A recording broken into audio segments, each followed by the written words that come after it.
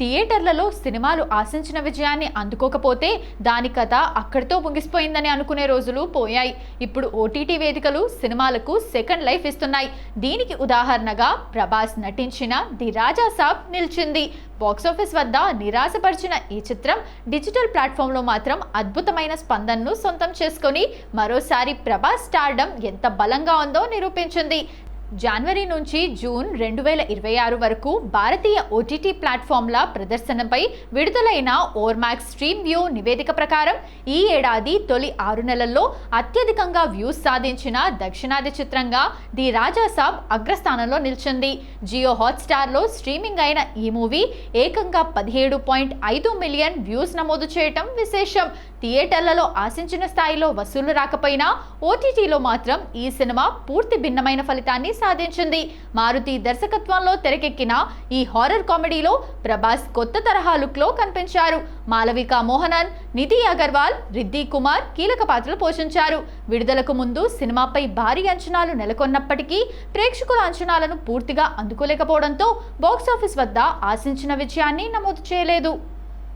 అయితే ఓటీటీలో విడుదలైన తర్వాత ప్రేక్షకుల నుంచి భారీ ఆదరణ లభించడం విశేషం. ఈ నివేదికలో మరో ఆసక్తికర అంశం మలయాళ సినిమాల ఆధిపత్యం. టాప్ 10 జాబితాలో ఏకంగా 4 మలయాళ చిత్రాలు చోటు దక్కించుకున్నాయి. ధృతం 8.5 మిలియన్ వ్యూస్ తో రెండో స్థానంలో నిలవగా, వాలా 2 7.8 మిలియన్, సర్వం మాయా 7 మిలియన్, దృశ్యం 3 6.9 మిలియన్ వ్యూస్ తో జాబితాలో నిలిచాయి. ఇక తెలుగు నుంచి అగ్లీ స్టోరీ 8.1 మిలియన్ వ్యూస్ తో మూడో స్థానంలో నిలిచింది.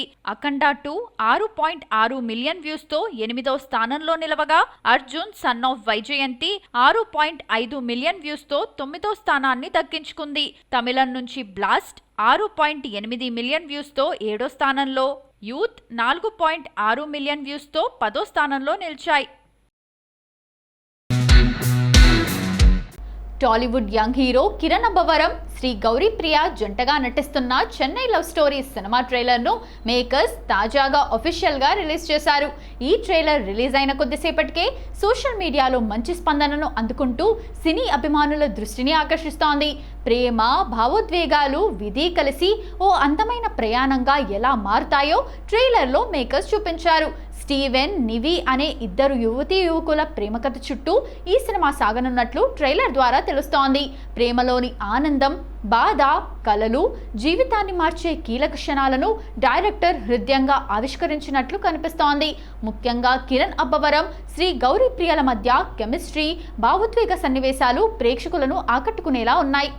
యూత్తో పాటు ఫ్యామిలీ ఆడియన్స్ ను కూడా ఈ సినిమా ఆకర్షించే అవకాశాలు కనిపిస్తున్నాయి. సక్సెస్ఫుల్ చిత్రాలను అందించిన నిర్మాతలు ఎస్కేఎన్, సాయి రాజేష్ ఈ చిత్రాన్ని నిర్మిస్తున్నారు. రవి నంబూరి దర్శకత్వం వహిస్తున్న ఈ సినిమాకు మణిశర్మ సంగీతం అందించారు. అనంత శ్రీరామ్ సాహిత్యం సమకూర్చగా, ధీరజ్ ముగిల్నేని సహ నిర్మాతగా వ్యవహరిస్తున్నారు.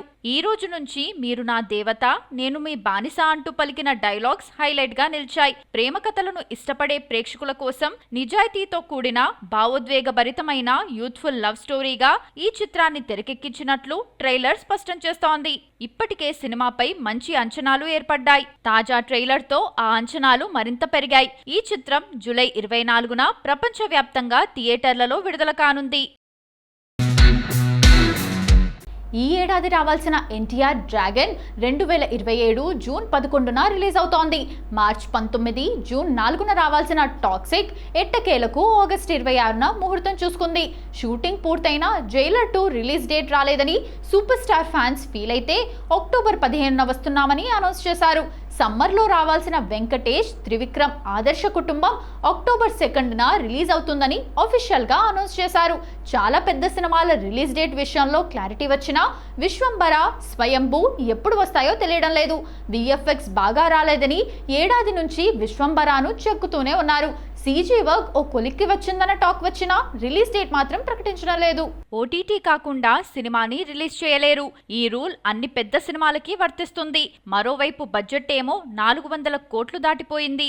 ఇంత బడ్జెట్ థియేటర్స్ లో భర్తీ చేయటం కష్టం. ఫ్యాన్సీ రేట్ ఇచ్చి ఓటీటీ ముందుకు వచ్చే వరకు విశ్వంబర బయటికి రావడం కష్టమే. నిఖిల్ నటించిన పీరియాడిక్ డ్రామా స్వయంభూ కూడా ఓవర్ బడ్జెట్ సమస్యని ఫేస్ చేస్తోంది. బడ్జెట్ 100 కోట్లు దాటిపోయింది. దీనికి తగ్గట్లే ఓటీటీ రైట్స్ వస్తాయని ఆశిస్తున్నారు makers. Over budget cinema release పై ఎఫెక్ట్ చూపిస్తోంది. విరూపాక్షతో హిట్ కొట్టిన కార్తిక్ దండు నాగ చైతన్యతో వృషకర్మ తీస్తున్నాడు.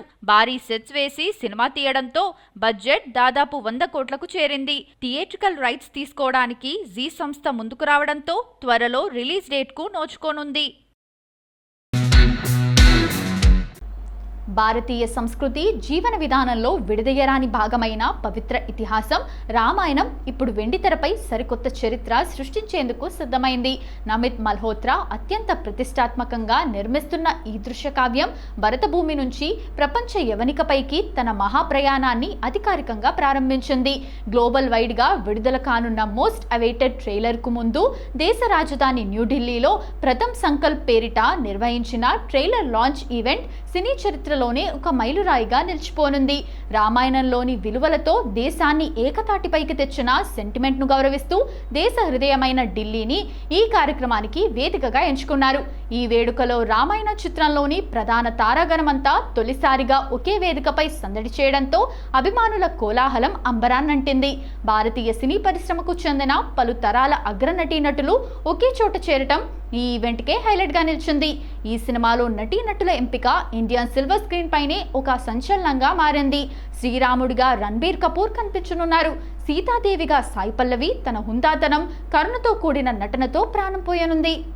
పాన్ ఇండియా స్టార్ యష్ ఈ చిత్రంలో మహాబలశాలి రావణుడిగా నటిస్తూ తన మాన్స్టర్ మైండ్ క్రియేషన్స్ ద్వారా సహ నిర్మాతగాను వ్యవహరిస్తున్నారు. సన్నీ డియోల్ భక్త హనుమాన్ పాత్రలో అలరించనున్నారు. ఒకప్పటి రామానంద్ సాగర్ రామాయణంలో రాముడిగా కోట్లాది మంది మనసులు గెలిచిన అరుణ్ గోవిల్ ఇందులో దశరథ మహారాజుగా నటిస్తుండటం విశేషం. కైకేయిగా శోభన, విశ్వామిత్రుడిగా అంజిక్యా దేవ్, ఇంద్రుడిగా కునాల్ కపూర్, లక్ష్మణుడిగా రవి దూబే నటిస్తుండగా శూర్పణఖగా గ్లామరస్ బ్యూటీ రకుల్ ప్రీత్ సింగ్ కనిపించనుంది. దంగల్ వంటి విలక్షణ చిత్రంతో అంతర్జాతీయంగా ముఖ్యంగా చైనా మార్కెట్లో 100 కోట్ల వసూళ్ల రికార్డులు సృష్టించిన లెజెండరీ డైరెక్టర్ నితేష్ తివారీ ఈ చిత్రానికి దర్శకత్వం వహిస్తున్నారు. ఈ సందర్భంగా ఆయన మాట్లాడుతూ రామాయణాన్ని సంపూర్ణ నిజాయితీతో ప్రామాణికతతో తెరపై ఆవిష్కరించడమే తన బాధ్యతని, ఇందులో కేవలం విజువల్స్ మాత్రమే కాకుండా వేల ఏళ్లుగా నిలిచిన మానవీయ భావోద్వేగాలను ప్రేక్షకులు అనుభవిస్తారని నమ్మకం వ్యక్తం చేశారు.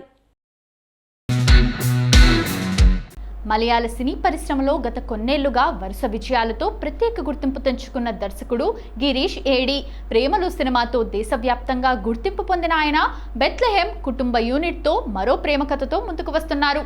నివిన్ పాలీ, మమితా బైజు ప్రధాన పాత్రలో నటిస్తున్న ఈ రొమాంటిక్ కామెడీపై ఇప్పటికే మంచి అంచనాలున్నాయి. తాజాగా ఈ సినిమా రిలీజ్ డేట్ ని చిత్ర బృందం అధికారికంగా ప్రకటించింది. 2026 ఆగస్టు 21న ఓనం పండుగ సందర్భంగా ఈ సినిమా ప్రపంచవ్యాప్తంగా థియేటర్లలో విడుదల కానుంది.